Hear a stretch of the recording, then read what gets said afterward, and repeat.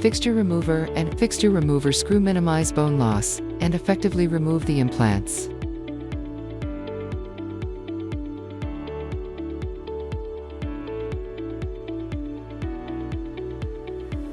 Remove the screw from the implant. Remove the prosthesis connected to the implant.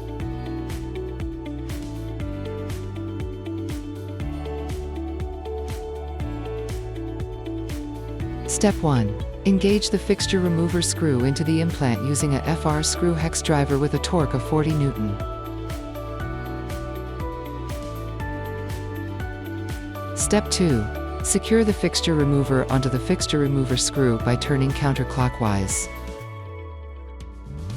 Secure the torque control device and remove it using a torque of 200 Newton. If the torque exceeds 200 Newton during removal, the screw may fracture. To prevent this, first remove the cortical bone using a burr, then proceed with the FR kit. The implant removed intact upon removal enabled the immediate placement of a same-sized implant.